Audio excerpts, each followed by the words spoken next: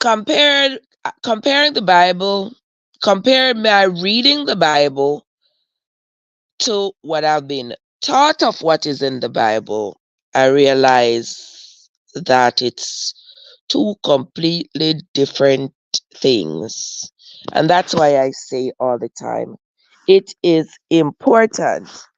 It is important to read stuff for yourself and try to understand stuff for yourself rather than have people just chuck things on you and chuck things down your throat with you never spending a minute of the day to read it. You just take it as gospel and keep on moving. I am one of those people. Some people say rebellious. Some people say, I don't know if me being anything near rebellious, but I am nosy like that. I want to read what is given to me. Because when I was given the Bible, nobody said, read this book and make up your mind whether or not you want to go with what is in this book. Nobody never said that. They said, see the Bible here, read it. Whatever it is, it's in the Bible. Whatever you want to know about life, it's in the Bible. Everything is in the Bible. And I don't know about the rest of y'all, but when you give me a book like that and you say, all my life is supposed to be based on this book, I gotta read it. This is my second go round of reading the Bible. The first time I read the Bible, I was a teenager. At that time, I really didn't have as much purpose in reading it as I do now. Because back then, I was just sort of trying to figure out myself. And I just decided, since my eyes are always in a book, why held up my eyes in the Bible and see what's in there. So I had read it then. I think at that time I probably just called the words, really, because I didn't give it as much thought as I do now, you know. So so here I am. I am reading the Bible again, and this time I have chosen to share it with y'all. So y'all can follow along in your book Bible or your Google Bible, whichever one you have. You may follow along. Now, I do not oppose to people, sharing a text, some kind of literature that they had read before that could support or refute any conclusion of mine. But what I do not and will not appreciate is people coming on here trying to tell me I'm crazy, I'm stupid, whatever. Y'all use all kinds of words you all want to use. And that tells me that when people come out for me and I'm a heathen and I'm going to hell and all these foolishness that you all come out with, it tells me that you all are behaving just like the Bible. Because in the Bible, there is a lot of intolerance. Yes, a lot of intolerance of neighbors, a lot of debauchery, a lot of, yeah, wars and fightings. And uh, I see, so far, I'm at the book of Nahum, I'm going to be reading this morning. And I cannot count on one hand. Sam, what's up? Good morning, my love. I cannot count on one hand the number of times when peace was the order of the day, when it was said to refrain from war. I can count on one hand when that was encouraged. Quite to the contrary of what happened in the Bible. But guess what? Every single war, lie, blasphemy, whatever it is, they did it in the name of their God. So, y'all not surprise me, but please don't come over here with it. Because this is my page, my channel, and my journey. All right? So, with that being said, I'm going to share with you that some of the things that I've come across in the Bible. Not too many, but a few things that I have come across. You know how the Bible talks about false prophets, and I certainly understand why why the children of Israel in the Bible were as confused as they were, not knowing which direction to go. Why? Number one, they were being led and they were being given instructions originally by an individual who wasn't even following the instructions that he was giving the people, but he controlled them with fear. So out of fear, the people followed along like sheep. As the years went by, that was the mode of operation. Fear, fear, fear. Do this or else. Do this or else. Do as I say, but not as I do, because I have the authority, so you will face consequences. And don't you dare question me about what I do. As the years went by, as I have, according to the readings,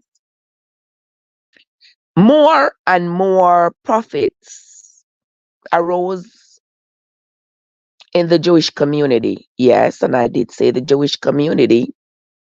People like to come at me when I say that, but of course, the Bible is a Jewish book. The Bible is written from a Jewish perspective. Every single author of each book in the Bible was a Jew. This is all about the Jews, the descendants of Jacob. Talk about stuff that I've discovered in the Bible. Jacob, talking about Jacob. Now, y'all remember the story of Esau and Jacob? You remember that Jacob was the one who stole Esau's birthright? Yet Jacob was the one who got the blessing, according to the Bible. I don't know if y'all have ever wondered how come, but I have. I have wondered how comes. How comes the one who was deceitful, the one who was crooked, the one who was, I'm going to call it the thief, becomes the one who was praised, the one who was chosen, the one, the one who is supposed to lead the world, is supposed his descendants are supposed to lead the world and be multiply beyond measure and conquer and lead. Have you all ever wondered about that? Well, you don't have to, because this is my journey, right, Corella? How are you doing, my sister? Good to see you, Shaz, and Who is this coming at the place? That's a cocky 73. Big fish. Yeah, roll up in the place. All right. All right. Swim around. And Spicy Scorpio, Cynthia. Who the world is this? Oh, and you, Justin. How this say? Chevin Wallace. Weren't you Justin Maury? Weren't you Justin Maury? Weren't you Justin Maury? Really? Our Maury show about again? Our Maury show about? Amari say you are not the daddy. I'm a set a configured pick there, not one of them have to ask who are them daddy. Move up from there. Get out of here. Never. Never. It'll never happen. So move out of here. Get out of here. Yeah, that's that's how the other like to come up here, come out for people. Get out of here. You understand? Go leave that with your mama. Never. Never in a million years. So get out of here with that mess. But anywho, I don't pay attention to idiots anyway. So let us keep on moving. Let me continue with my journey here as it is.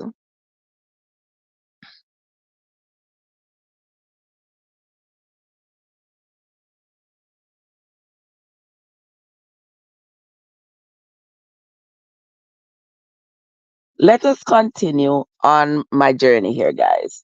The book of Nahum. If you have your book Bible or your Google Bible, please follow along with me as we read this book here. And let's see what is going on with Nahum. Now, Nahum was one of those minor prophets. Nahum was one of those minor prophets. There were, I believe, 12 of them. And just before you finish the Old Testament, you find the book of Nahum along with the other minor prophets, Jonah, Obadiah, Habakkuk, etc., etc. So if you don't know where to find the book of Nahum, just go around past Jeremiah, Ezekiel, Daniel, around there, and you will find it right after the book of Micah. You will find the book of Nahum. All right? And let us see what Nahum has to say, what he has documented. Because remember, guys, as I had told you all before, the Bible is, as far as I know, according to what I have read and understood from what I have read, the Bible was not written by inspiration. Rather, these people documented what they believed to have been their experiences. Whether it was real or not, that is up for debate. But they documented what they believed to have been their experience. They documented what they dreamt, how they interpreted their dreams. They documented their experiences at war. Remember, at that time, during the establishment of the children of Israel, there was a lot going on with them. You notice that the Bible does not document the lives of the other people who existed. It only documents the life of the descendants of Jacob. You all realize that, right? Okay. So with that, we understand that there were other civilizations around. There were other people living on the earth.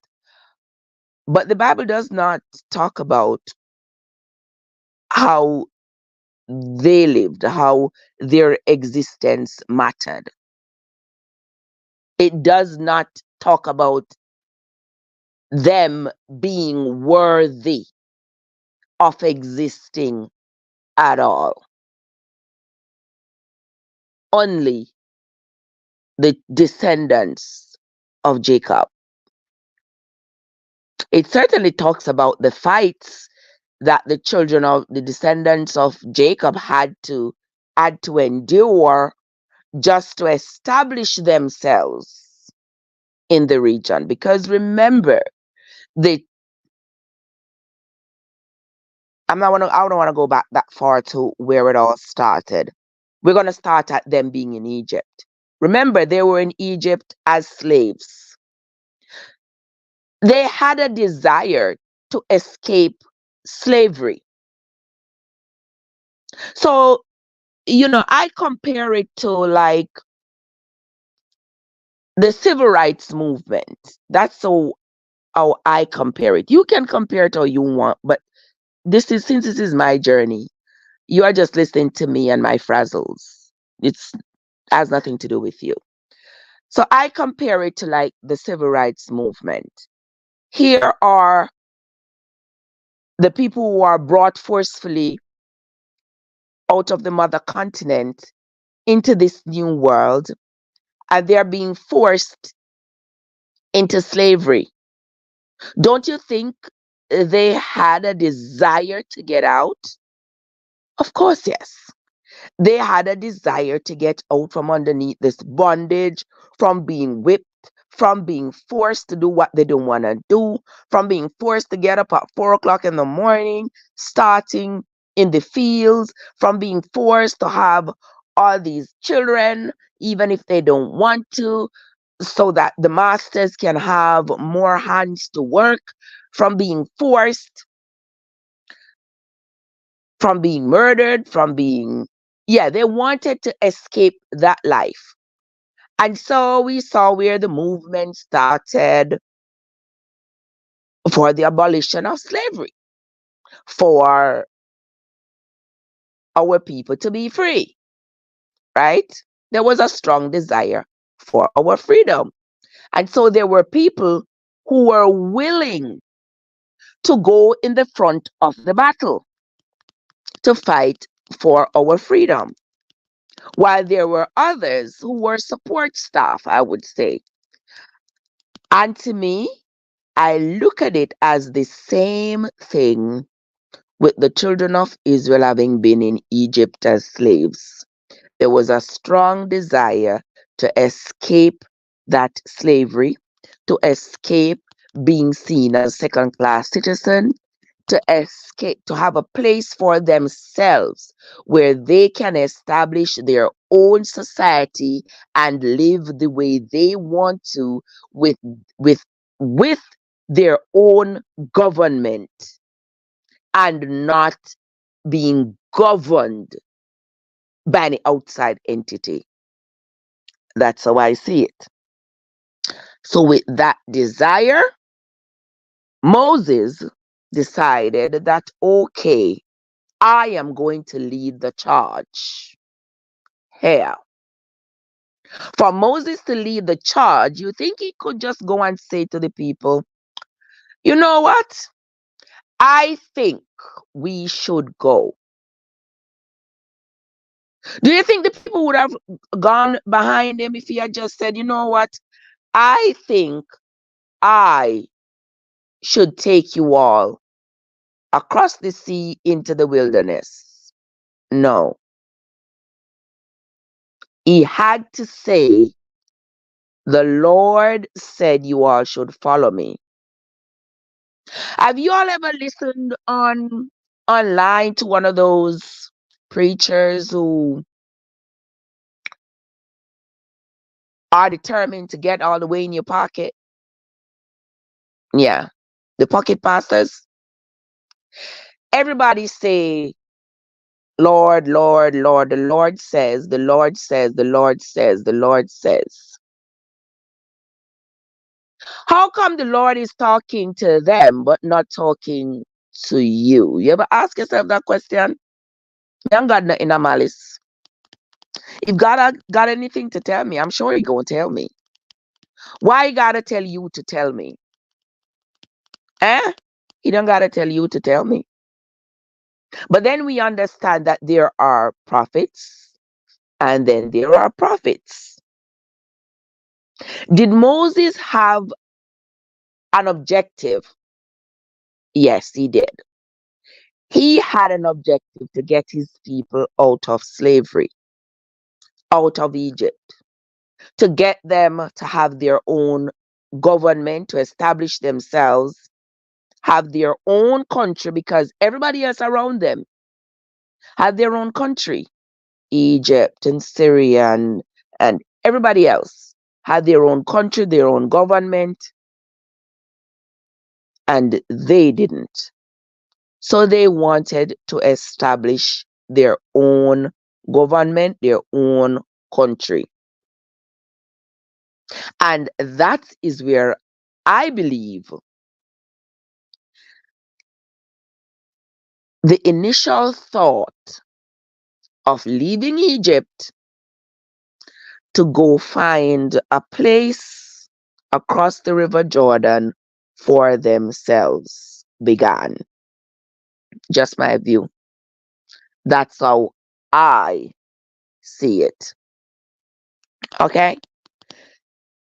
And we notice that after the children of Israel left Egypt and traveled across the sea, as they said, the sea parted, they went across the sea, a 3-day journey rather, that took them 40 years. Gone into the wilderness of Zin and went around and around and around and around for 40 years before eventually emerging out of the wilderness and slaying those people and capturing those lands, destroying whole cities and capturing those lands and setting themselves up as the new kids on the block. And the smaller countries that were around were overtaken by them. The whole cities were destroyed and burnt, and they took over. This led to a lot of animosity, but from the other people around them. Because remember, according to the Bible, it said there were many, and the people, especially the smaller countries, were afraid. Everybody was arming themselves and saying, this whole army of people who have come out of Egypt, they are coming. They are taking over. And they are so many that nobody can stand up to them. That was true. And after they had established themselves in the region, captured a lot of land, established themselves, had a whole dynasty in the region, then it all started to crumble. It all started to fall apart. And in my estimation, based on what I have read, the destruction came from within more than it came from outside.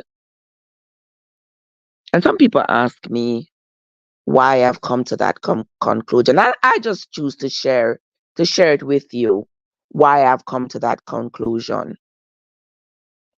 You see, there were so many prophets amongst the Jewish people. There were so many prophets that when they gave advice, the leaders were not sure who was right or who was wrong, whose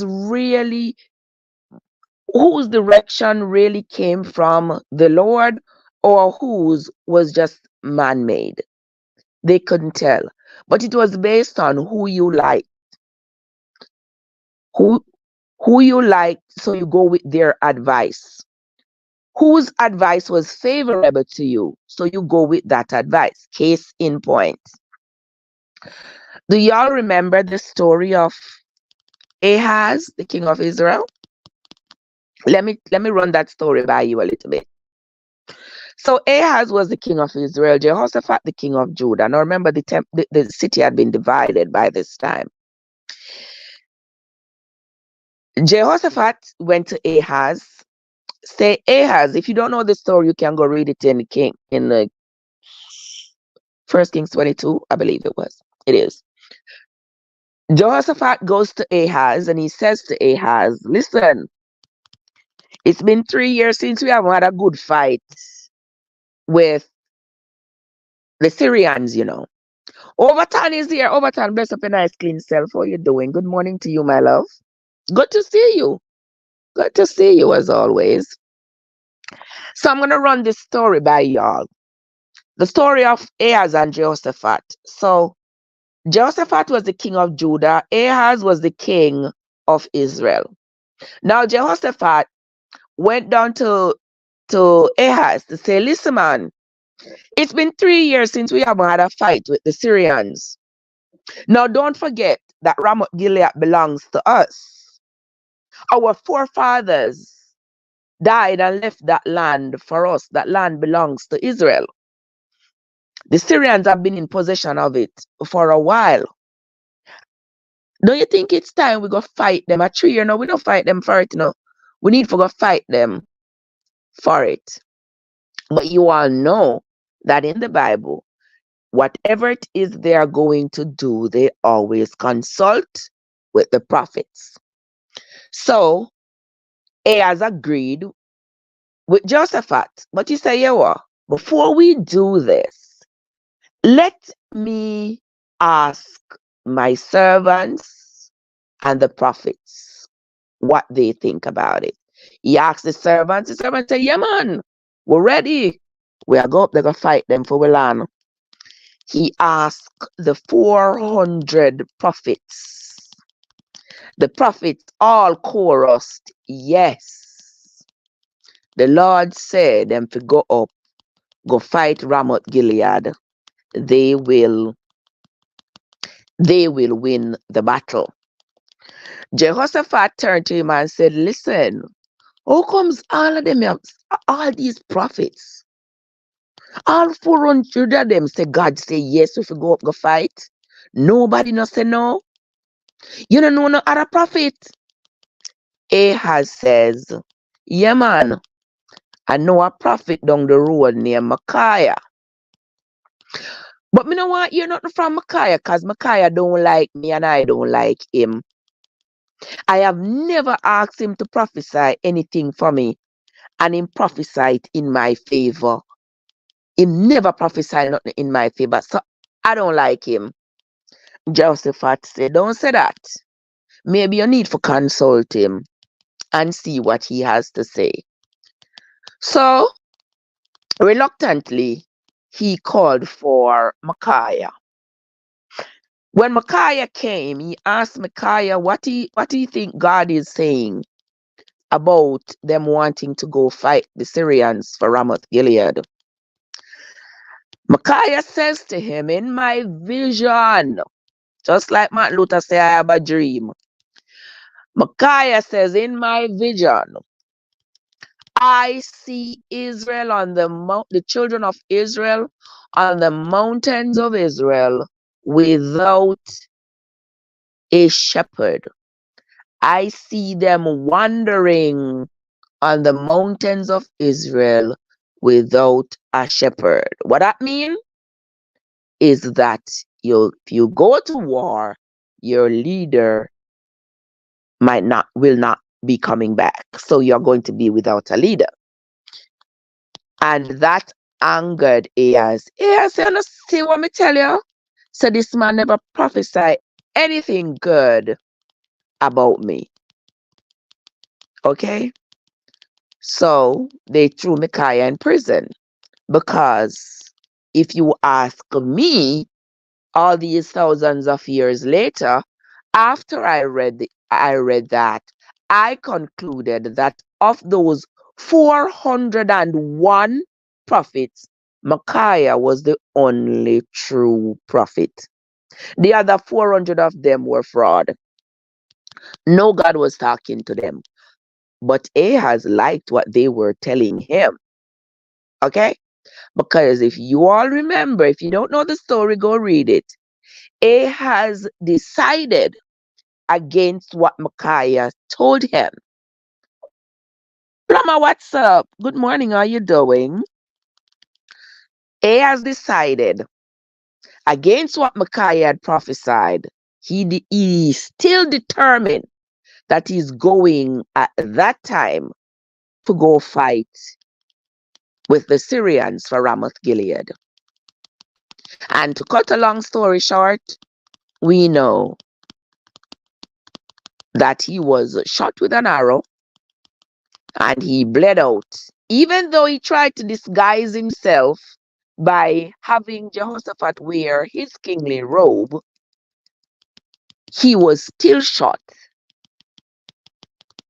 and died. They buried him in Samaria. Read it for yourselves. Okay? So that made me conclude that of all those prophets, imagine 401 people and only one is right. Only one was being truthful. Only one was a true prophet. So now, can you imagine all the other people who were listening to the other 400 prophets? Yeah, because prophecies were an important part, continues to be an important part of their civilization. Anything you got to do, you had to go consult with a prophet, and the prophet will tell you what God has said. And from that, you make your decision about what you're going to do. If you remember Jeremiah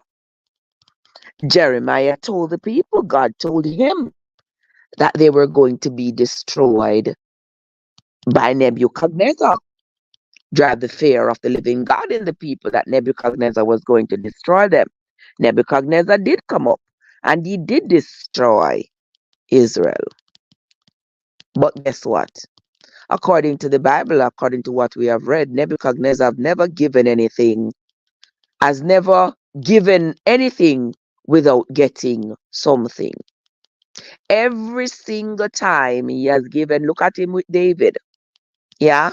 For David interpreting his dream, he gave David, why did I say David? Daniel.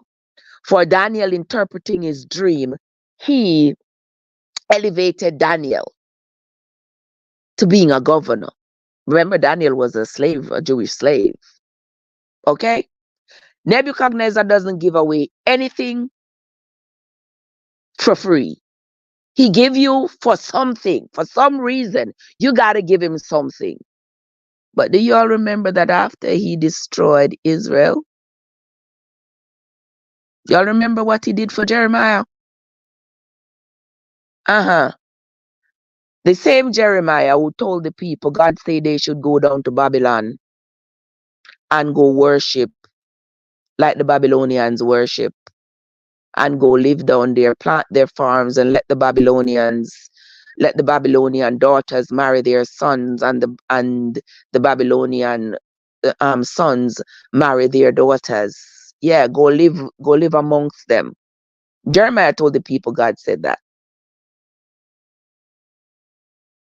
Because if you ask me, and nobody did, but I love to give my opinions even when I'm not asked.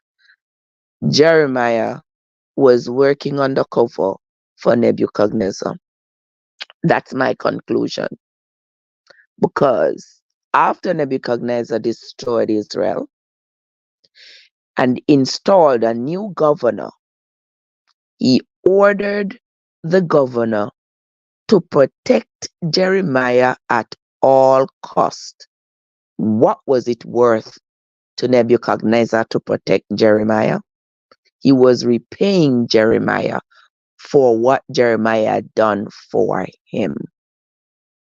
For Jeremiah having told the people, God said they must go down there Those who refused to go were like sitting ducks waiting for Nebuchadnezzar's army to come up and destroy them.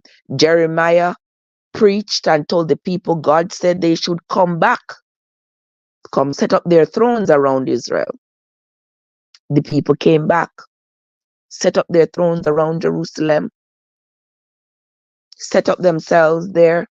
It was a way of bringing back more people for Nebuchadnezzar to have to target. Imagine you move abroad and you living abroad, and there is this prophet that arises up in Jamaica and say, God say, everybody who left Jamaica and moved go to foreign must come back. And then you move back out of fear because the person said the Lord says so. And you move back. And then the next thing you know, a guerrilla war broke out. And when the guerrilla war break out, you die.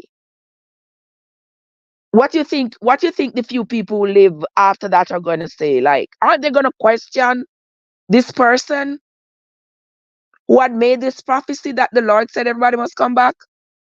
Well, so was the case with Jeremiah. And that is why the people lost confidence in him. And the people told him they don't want to hear nothing from him no more. Because they realized that what Jeremiah was telling them could not have been true. And after Nebuchadnezzar destroyed Israel, he gave Jeremiah gifts on top of gifts on top of gifts. And he told the newly installed governor, Gedaliah, to make sure nothing happens to Jeremiah, to give Jeremiah whatever land Jeremiah wants. Jeremiah was a poor mendicant up until this time. But Nebuchadnezzar ordered the governor, give Jeremiah whatever Jeremiah wanted. How much land, orange grove, grape orchard, whatever it is that Jeremiah wanted, he instructed them to give him, make sure Jeremiah is safe. What was the incentive for Nebuchadnezzar to ensure that Jeremiah was safe? I'm going to leave that question right there. You can go read your good Bible yourself and make that determination for yourself. But as for me, that's it. Welcome into the live, guys. Thank you all so much for coming. You are in the live of Trev from Trevessence on the Tube and the Talk, where I am sharing with you all my journey of reading the Bible from the beginning to the end. This morning, we are going to be reading the book of Nahum. Let us begin. And no soon tell me some chat too much. But as my granny Nita would have said, my mouth and my market, I'm a chat over anybody cocoa basket. If you don't like hear it, keep it moving. Plumber, good morning to you, my love. How are you doing? Good to see you. Let us move right along. The burden of Nineveh, the book of the vision of Nahum, the Elkoshite.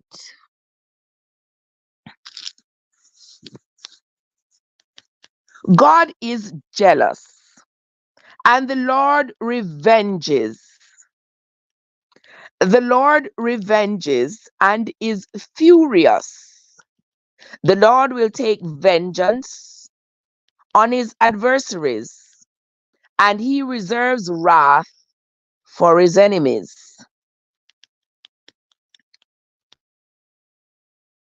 The Lord is slow to anger and great in power, and will not at all acquit the wicked. The Lord hath his way in the whirlwind and in the storm, and the clouds are the dust of his feet.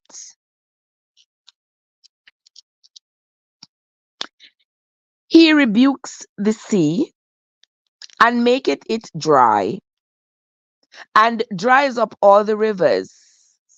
Bashan languishes, and Carmel and the flower of Lebanon languish. The mountains quake at him, and the hills melt, and the earth is burnt at his presence. Yea, the world and all that dwell therein. Who can stand before his indignation? And who can abide in the fierceness of his anger? His fury is poured out like fire, and the rocks are thrown down by him. The Lord is good, a strong, a stronghold in the day of trouble, and he knoweth them that trust in him. But with an overrunning flood, he will make an utter end of the place thereof, and darkness shall pursue his enemies. What do we imagine against the Lord? He will make an utter end. Affliction shall not rise up the second time. For while they be folden together as thorns, and while they are drunken as drunkards, they shall be devoured as stubble fully dry. There is one come out of thee that imagines evil against the Lord, a wicked counselor. Thus saith the Lord, though they be quiet, and likewise many, yet, thus shall they be cut down, when he shall pass through. Though I have afflicted thee, I will afflict thee no more. For now will I break his yoke from off thee, and will burst thy bonds in sunder. And the Lord hath given a commandment concerning thee, that no more of thy name be sown. Out of the house of thy gods will I cut off the graven image and the molten image. I will make thy grave, for thou art vile. Verse 15. Mitchy Boo is here. Mitchy Boo, bless up a nice clean self, sis. How are you doing? Verse 15, and this is the last verse of chapter 1 of the book of Nahum. Behold, upon the mountains the feet of him that brings good tidings, that publishes peace. O Judah, keep thy solemn feasts, perform thy vows, for the wicked shall no more pass through thee. He is utterly cut off. That's the end of Nahum chapter 1. And we're going to move on to Nahum chapter 2. You are welcome to follow along in your book Bible or your Google Bible. Okay? Nahum chapter 2. He that dashes in peace is come up before thy face. Keep the munition. Watch the way. Make thy loins strong. Fortify thy power mightily. For the Lord hath turned away the excellency of Jacob, as the excellency of Israel. For the emptiers have emptied them out, and marred their vine branches. Verse 3. Hold on there, people. This is not right. What just happened there? Okay, let's continue. Verse 3 of chapter 2. The shield of his mighty men is made red. The valiant men are in scarlet. The chariots shall be with flaming torches in the day of his preparation, and the fir trees shall be terribly shaken. The chariots shall rage in the streets. They shall jostle one against another in the broad ways. They shall seem like torches. They shall run like the lightnings. He shall recount his worthies. They shall stumble in their walk.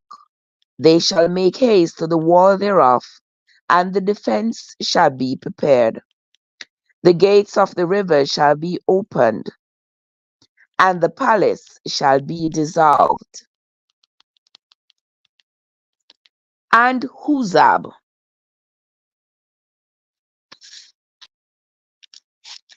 And Huzab shall be led away captive. She shall be brought up, and her maids shall lead her as with the voice of doves, tabering upon their breasts. But Nineveh is of old like a pool of water, yet they shall flee away. Stand, stand, shall they cry, but none shall look back. Take ye the spoil of silver, take the spoil of gold, for there is none end of the store, and glory out of all the pleasant furniture. She is empty and void and waste, and the heart melts, and the knees smite together, and much pain is in all loins, and the faces of them all gather blackness. Where is the dwelling of the loins, and the feeding place of the young lions, where the lion, even the old lion, walked, and the lions whelp, and none made them afraid? The lion did tear in pieces enough for his whelps, and strangled for his lionesses, and filled his holes with prey, and his dens with raven. Behold, I am against thee, saith the Lord of hosts, and I will burn her chariots in the smoke, and the sword shall devour thy young lions, and I will cut off thy prey from the earth, and the voice of thy messengers shall no more be heard.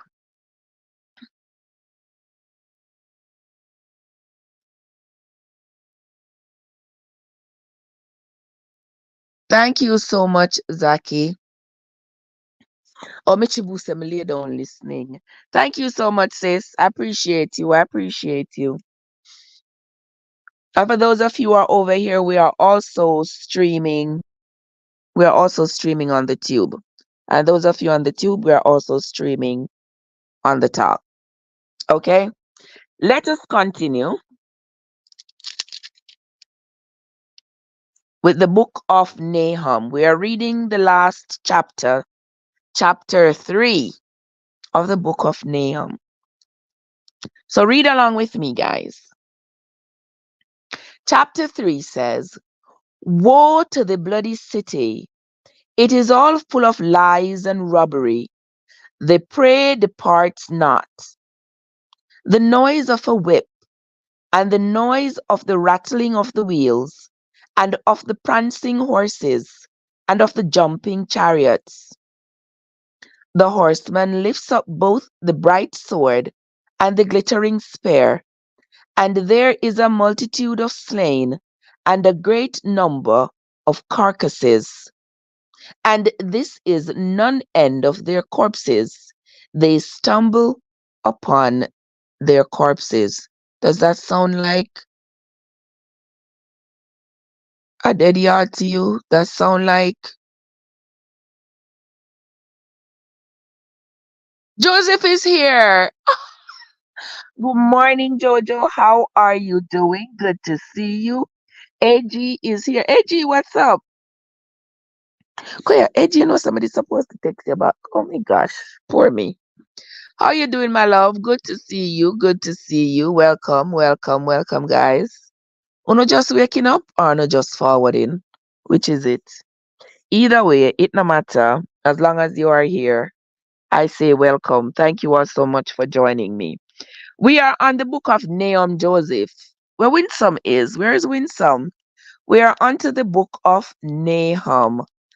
And we are reading the last chapter, chapter 3 of the book of Nahum. Now you see, guys, these minor prophets, they didn't seem like they had written too much, or either that they had not written too much, or whatever they wrote was watered down, because the Bible has been revised, you know, over the years. So I don't know if they just put these 3 chapters, if this was all Nahum had to say, because they say much. I mean, the others, the same. Obadiah had a little bit to say. 1 chapter work. Jonah had a little bit to say. Yeah, all of these are the prophets right here. Just a little bit to say. Joel and Amos and all of them had not too much to say. Their prophecy was not too much. But sometimes you say a little bit and it's more powerful than the person who stays there yapping all day and really saying nothing.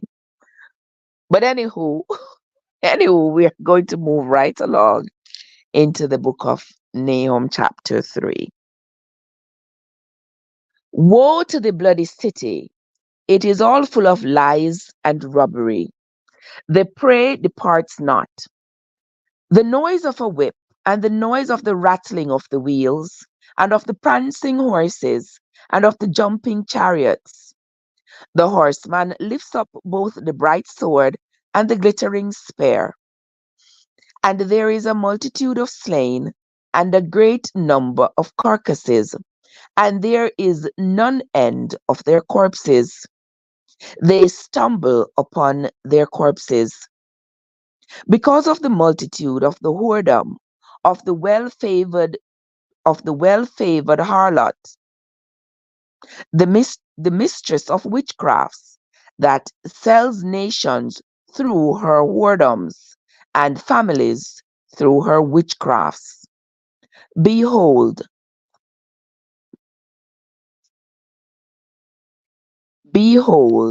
I am against thee, saith the Lord of hosts, and I will discover thy skirts upon thy face.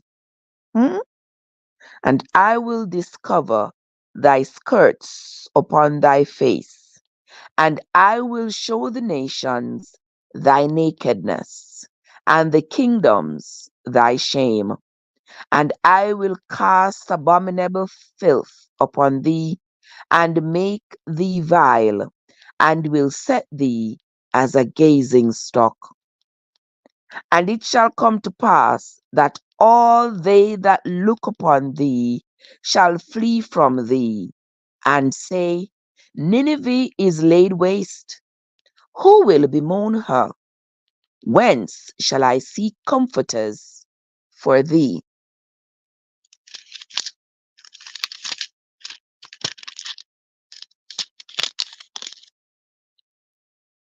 Art thou better than Populus? Art thou better than Populus? No, that was situate among the rivers, that had the waters round about it, whose rampart was the sea, and her wall was from the sea. Ethiopia and Egypt were her strength, and it was infinite. Put and Lubim were thy helpers. No, apparently that was the name of a place called Put. Yet was she carried away. She went into captivity. Her young children also were dashed in pieces at the top of all the streets, and they cast lots for her honorable men, and all her great men were bound in chains. Thou also shalt be drunken. Thou shalt be hid. Thou also shalt seek strength because of the enemy. All thy strongholds shall be like fig trees with the first ripe figs. If they be shaken, they shall even fall into the mouth of the eater. Behold, thy people in the midst of thee are women. The gates of thy land shall be set wide open unto thine enemies. The fire shall devour thy bars. Draw thee waters for the siege. Fortify thy strongholds. Go into clay and tread the mortar. Make strong the the brick kiln. There shall the fire devour thee. The sword shall cut thee off. It shall eat thee up like the cankerworm. Make thyself many as the cankerworm. Make thyself many as the locust. Thou hast multiplied thy merchants above the stars of heaven. The cankerworm spoileth and flieth away. Thy crowned, verse 17 says, thy crowned are as the locusts, and thy captains as the great grasshoppers, which camp in the edges in the cold day. But when the sun ariseth, they flee away, and their place is not known where they are.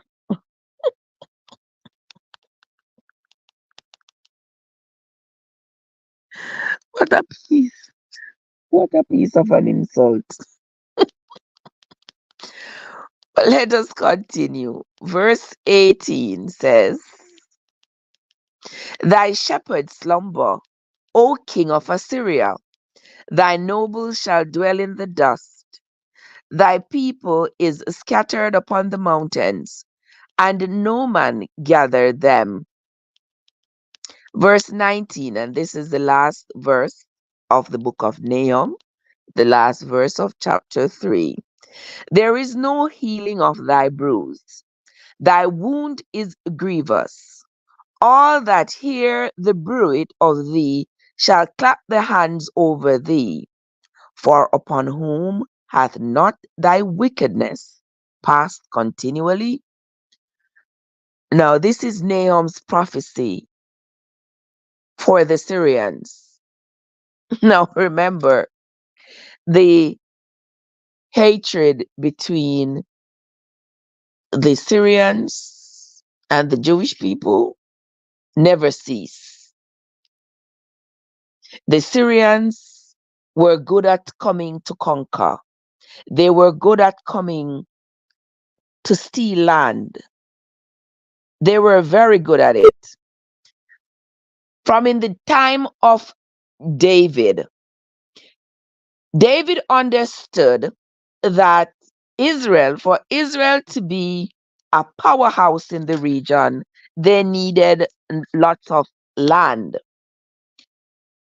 And if you remember, having read the earlier books of the Bible, when David was the king of Israel, David and the Syrian king at the time were friends. And so they had a great working relationship in the region. When David wanted additional men for his army, the Syrians would help him out and send him soldiers. When the Syrians wanted help, David would help them out. Now, this kind of relationship, you don't expect those kinds of relationships to last. Why? Those relationships don't last. Different generations come and take over. Because when the Syrian king who lived during David's time, after he died and his son took over, his son was favorable to Solomon because he said, your dad and my dad were friends. But when Solomon handed over to his son Rehoboam, it was no longer so. Rehoboam, him was a little bit too, yeah, he was a little bit too cocky. He took advice from the people his age. He never did to respect the elders. And per the Jewish custom, you have to respect your elders. You have to listen to what your elders say because your elders know more. They know better. They will tell you what to do based on tradition and based on experience. You can't listen to the youth because the youth who are your age, them not really know anything. But Rehoboam, him was a little bit hard-headed, a little bit. Yeah. Taking advice from the people who were his age rather than the elders. So as time went on, from him on downwards to uh, his his son who he handed the kingdom to, you notice that Israel sort of lost its power in the region because of the divisions and the land grab. Them and Syria have been fighting for years for land. For years, they've been fighting over land. Israel fight, win the land over. Then the Syrians come up, build up an army, they come, they fight, they get it back. Fight, take it away, fight, get it back. This has been constant per the Bible. Remember, son me make it up, per the Bible. The wars have been constant. Now here, Nahum is another frustrated Jewish prophet. And he is prophesying that Israel is going to rise up again. Israel is going to be strong again. And Israel is going to be able to destroy the Syrians and regain custody of their lands that the Syrians have taken over and called their own. Nahum is not alone in his sentiment, in his desire to have his people regain what they believe to be theirs. Lands that their foreparents had fought for and had died for. He is not alone.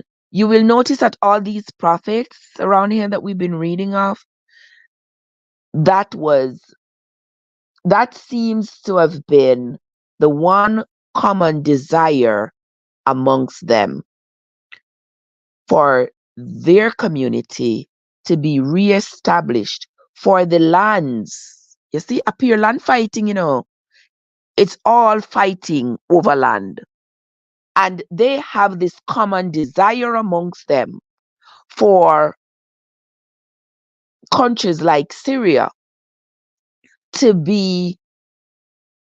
for them to be victorious in war over countries like Syria so that they can regain custody of their land that the Syrians had taken. You all think those wars down there in the Middle East is ever going to end? I hate to be pessimistic, but it's all of biblical proportions. It is not going to end. It's probably going to, be silent for a little bit, but it's going to come back again. It's like this recurring sore in modern civilization that will never end, that will never heal. Because from back then, the people there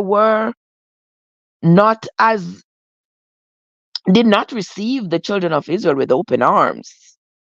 They didn't. But over time, they were able to live there, establish themselves, and it seemed like people lived in peace because, David, he was very cordial and he was favored by a lot of people around him, a lot of the leaders around him, he was favored by. So there wasn't too much antagonism going on where David was concerned. And David was very charismatic, and he understood the power of the land and the power of wealth. And that's why he built up that huge dynasty down there for Israel, making them so powerful in the region. But after his death and the subsequent ascension to the throne of his grandsons and great grandsons, we see where Israel really just dwindled away. The other countries came around, they took the land, they slaughtered the people, they took over the temples, broke down the temples, stole everything that was of value, destroyed everything. And even now, the struggle for them continue, for them to reestablish themselves, regain their lands that they had lost over the years, and be able to basically to live in peace. There's going to be no peace because one side is going to say this is their land and the other side is going to say this is their land. Believe me, I just wish the current war down there would end, but we know otherwise it is not going to end. But we see where it is all coming from the Bible. It's not just something that spurred up in October of 2023. It's not something new. It is and will forever, it seems to me, as though there will forever be a war and wars in that region. Sad to say, they say that in that region is supposedly the holiest place on earth. That much for all that holiness, right? With all that war and bloodshed. Mm, mm,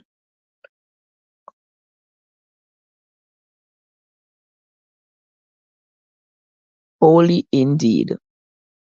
Hmm. But anyway, Sister Winsome, how comes you're just coming? Winsome, you see your Winsome? You see you now, Sister Winsome, me can't bother with you. Remember yesterday you said, Trev, you need to give me a schedule because you come when you feel a mind. I say, all right, I don't want Sister Winsome to feel like I come when I feel a mind. I promised you yesterday I'm going to give you the schedule.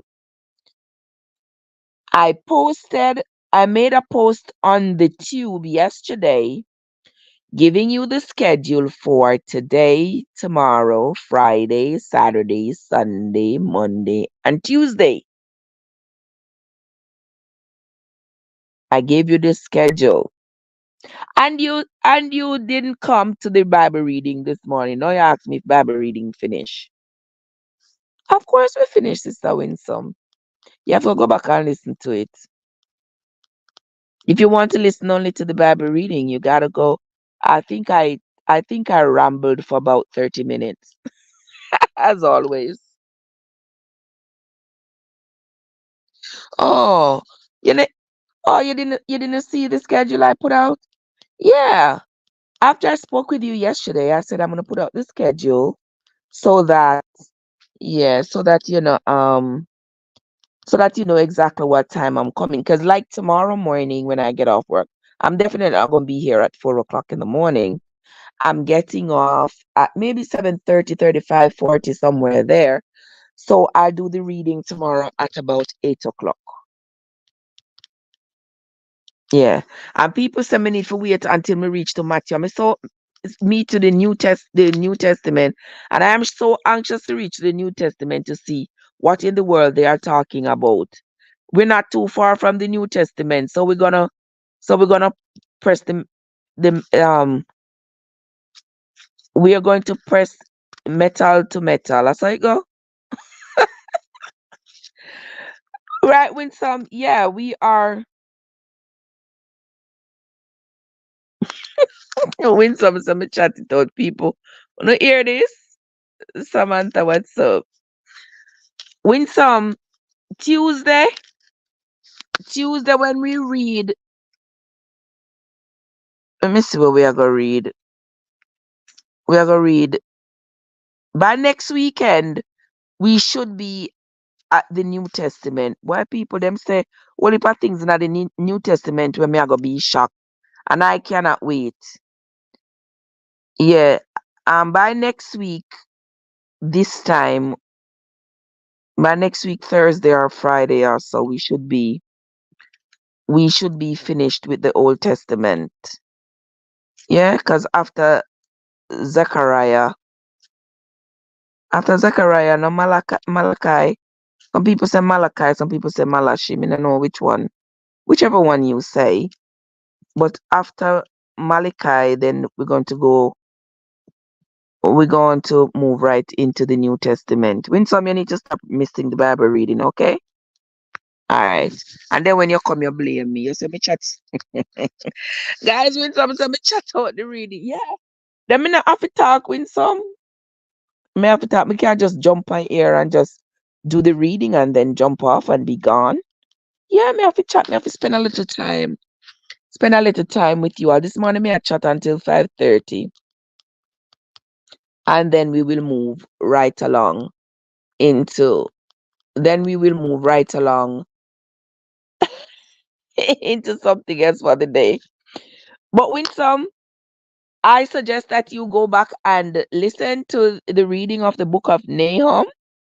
Nahum, one of those minor prophets who, like the others, have a strong desire for the enemies to be destroyed and for Israel to be reestablished. He talks about the the the the horses. This is his desire for Syria. The horses to be prancing in the street and bodies to be all over the street and the chariots burnt and the horses slain and everything that makes them victorious over Israel shall be destroyed and burnt. He talks about the fury of his God and the anger and the hatred of his God for the enemies of Israel and all those things, that's what he talks about.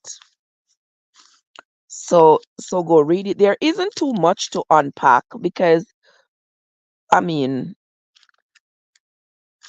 when the US was at war, even though the US is always at war, but when the US was at war, the height of the war in Iraq, there were lots of pastors here. They were praying for victory for the US, for the quote unquote enemy down there to be destroyed, etc., etc., etc. Everybody is going to pray for victory for their interests. And I heard somebody say the other day that God is selective in who he awards victory. And I don't know if I win some. Honestly, honestly, I don't even join in those conversations because in Colossians he say he makes everything good and bad. So therefore, he's responsible for both the good and the bad.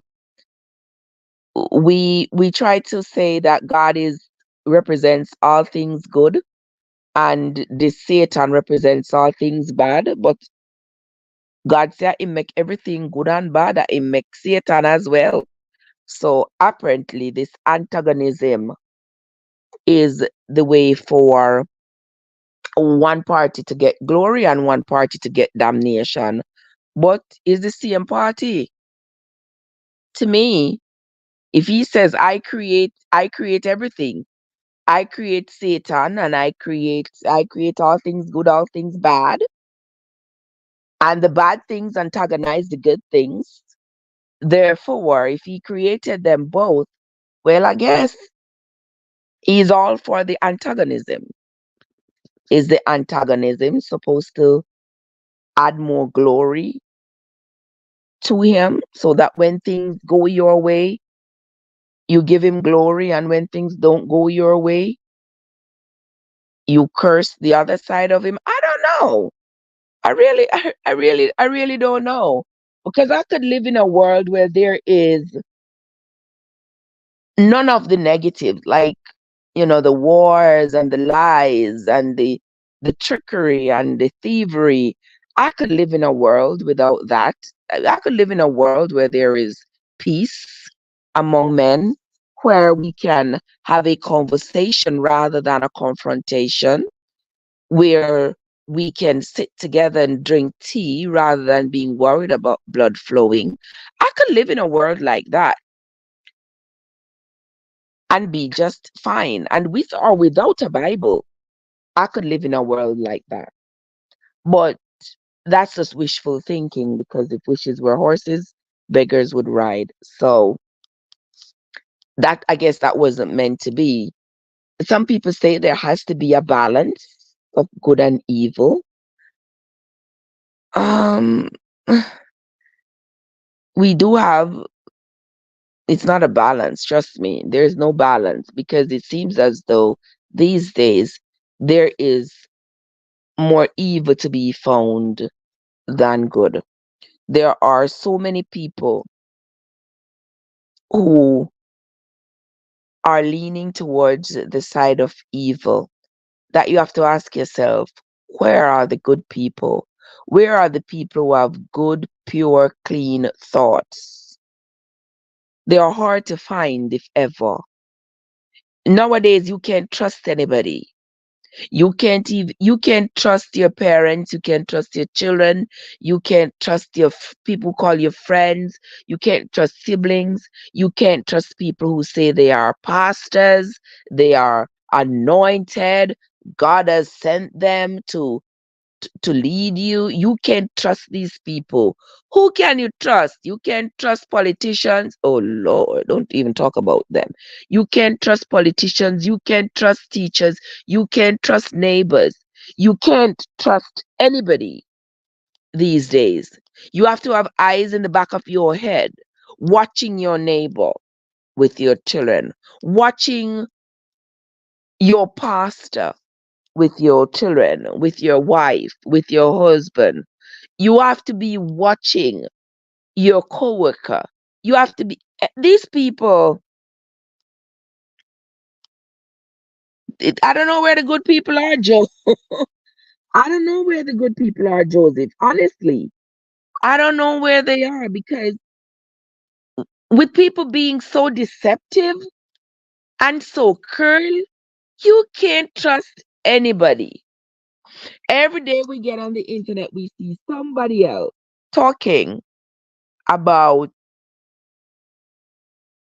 we see somebody else talking about some kind of deceit that they had endured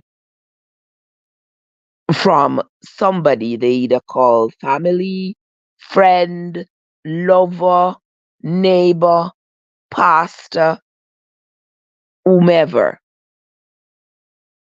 You can't trust people. People just seems to gravitate towards the negatives in this life, and I'm not sure why, but it is what it is, right, Joseph? It is what it is. And when you find that one person that you can trust, even even when you find that one person you can trust, you are still afraid. You still approach that person with caution, because people can be smiling in your face today, and deep down in their hearts, they really, they really don't like you. They really have nefarious intents, and you don't know it. You don't know it. And some of us never get the chance or the opportunity to discover the devils amongst us. Some of us get the chance to, but some of us never do.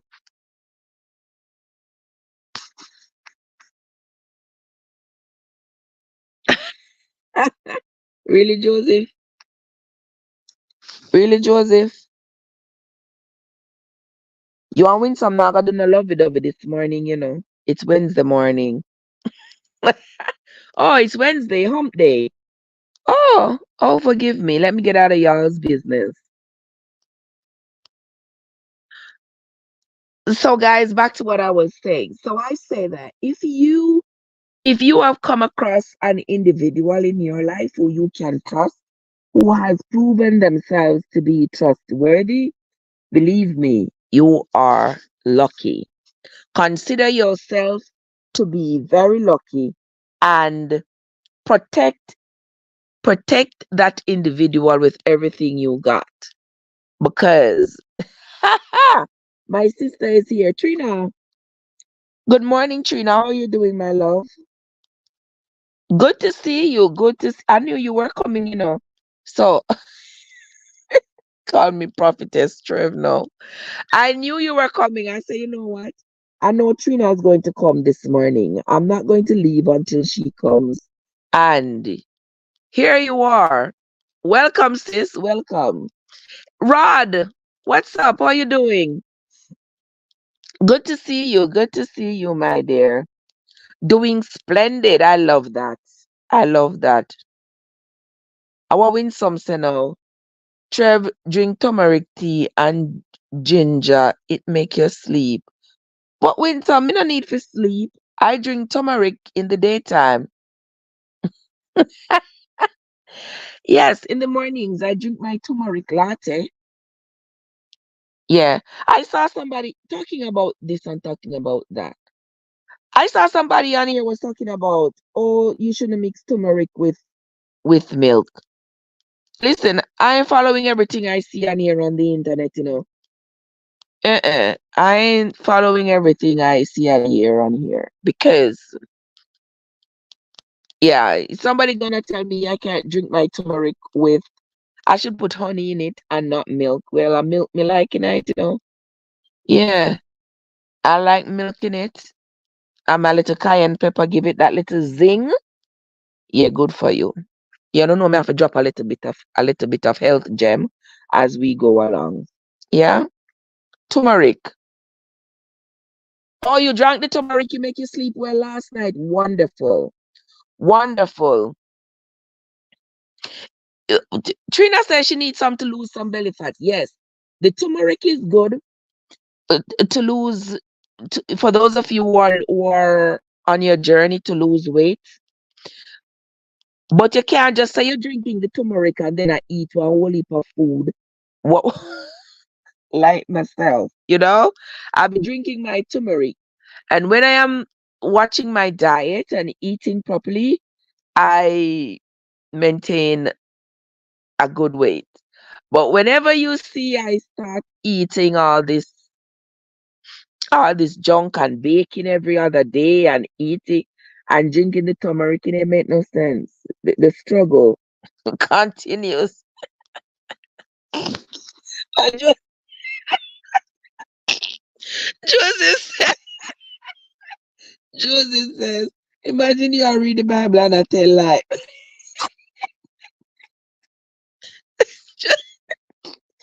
Joseph, Joseph, leave me alone. Uh, when some say I don't drink it with sugar, I drank it yesterday. I mix it with um the ginger. I put the ginger powder in it, turmeric, ginger powder, cayenne pepper, and milk. We usually use condensed milk. You can use whatever you want. I put vanilla in it and nutmeg and cinnamon. Joseph really a mash me up bad. But Trina says food is our weakness. Yeah, me too. But you know the funny thing? Sometimes I am in such great control And then other times I'm just like, I wonder if I'm going in and out of depression or something. I don't know. Because sometimes I am eating and I am in control. And then other times I just feel like, you know what? Trev, just eat down the house like a termite. Just eat everything you see. And when there's no more, just bake some more. Bake some more bread. Bake some more cake. Make another potato pudding. And every pass by the kitchen, me take a chunk. And in 24 hours, the big pan of potato pudding done. Done.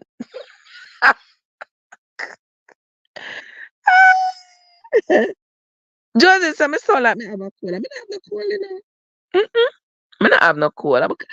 Early morning now, you know, Joseph. It's early hours of the morning. Me not crawl out of my bed yet. I just wake up, roll over, and start the reading. Me not crawl out yet and go freshen up myself and all those good things, you know? You know, when you wake up early in the morning, you know what the thing is. Yeah. And a country you grow. Yeah.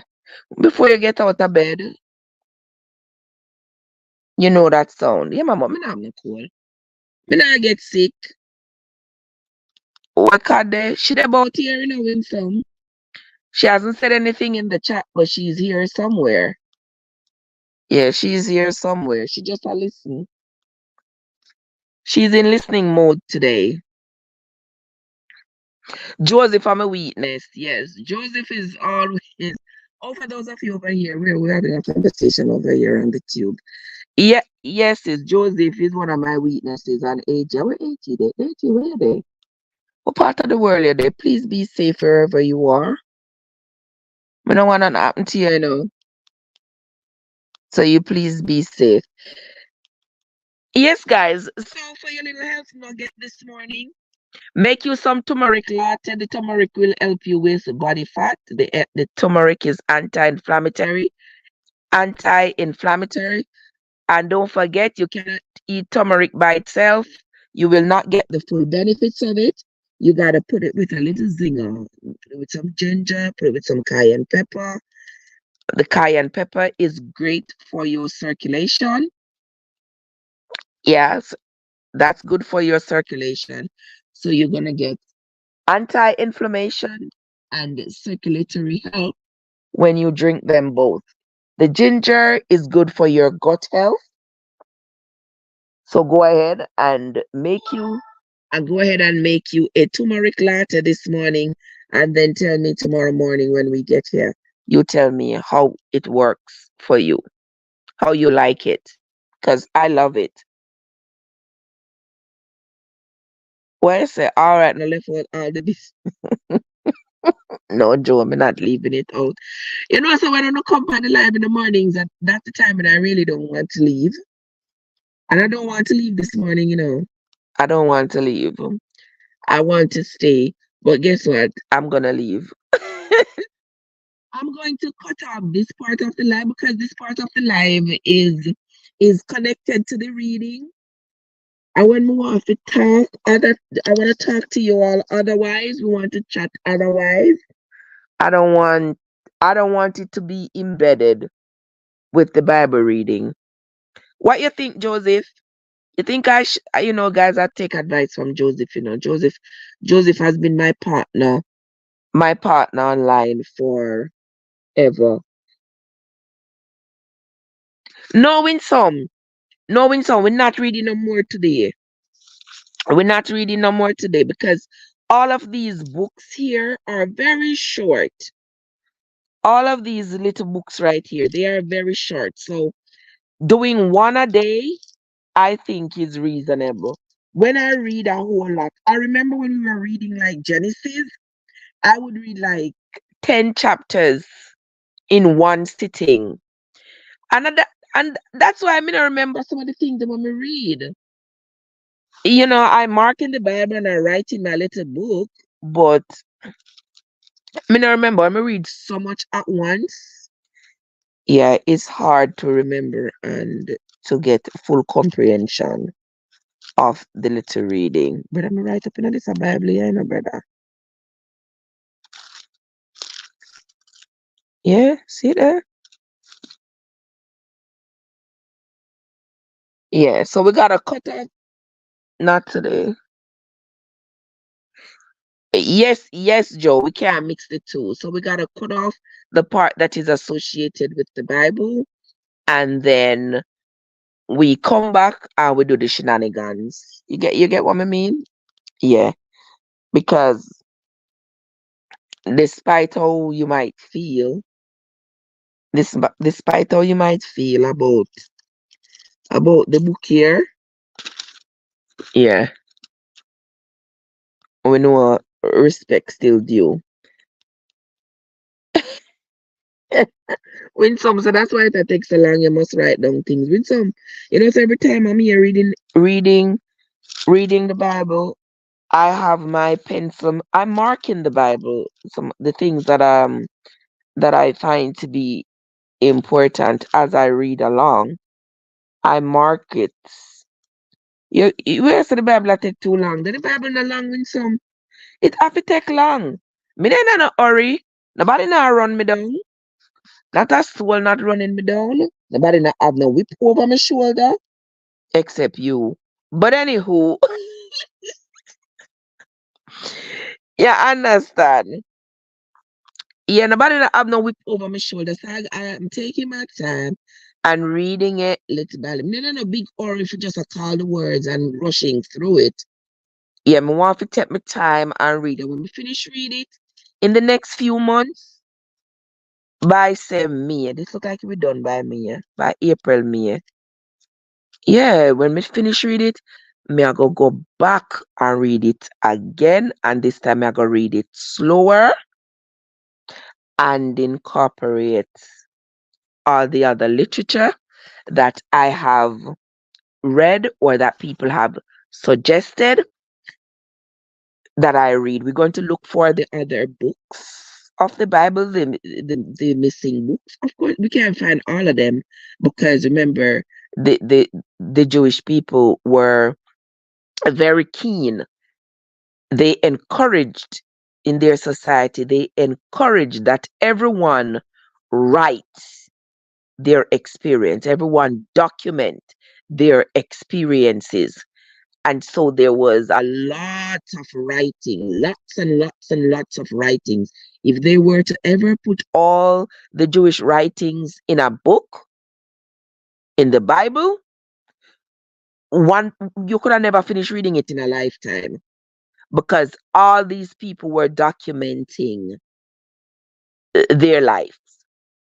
So when they compiled the Bible, they were selective in whose writings get put in and whose writings didn't. Some of the writings didn't get put in just because they were a repetition of one that was there already. Because people lived around the same time, like Ezra and Nehemiah, you notice their stories are similar. It was they talked about it was the same king, the same governor, they talked about the same thing. So some of the books were left out, like the book of Nathan. Nathan was around that time as well, and several other books were left out. Maybe because there was somebody's, they were similar to somebody else's writing, and that other person won the bid to have their book in the Bible. No, it wasn't a bid, but in the selection process, they had chosen one book over the other. They couldn't put in everything. But we are still on the hunt for the books. We have discovered some. I discovered the book of Nathan and stuff. We are going to be reading those books and, make a little comparison to the ones that are published in the Bible. Right about now, you just want to reach the finish line. Joseph said, right about now, we just want to reach the finish line. I agree with you, Joseph, but so many people have come on here. So many people have come on here and tell me that if I think I see anything yet, wait until I reach the New Testament. And I am so anxious to reach the New Testament. It's not funny. because I want to see what is it that they're telling me that I need to see in the New Testament. What is in there that's going to flabbergast me so much that they can't wait for me to get there? We will get there, people. Little by little, one chapter at a time, we will get there. We'll get to the New Testament by next weekend. Yeah, by next, not Sunday coming, but the following Sunday. That's March. We should be starting the New Testament. But anyway, guys, we're gonna wrap this part up of the live. We're gonna come back and chat a little bit until daylight out. We're gonna chat a little bit about all that few things that's going on in the news because a lot is going on.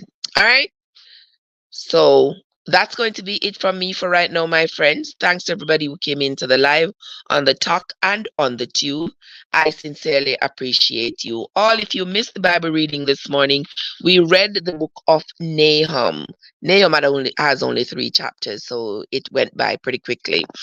If you care to, you may go back and listen to the reading. But that's where we're going to end this portion of my online presence for right now. Until next time, my friends, this is Trev from Trevessence, where your journey matters. Have yourselves a great day, everybody. And those of you who care to, come back, roll back with me, and let us go into our morning chat.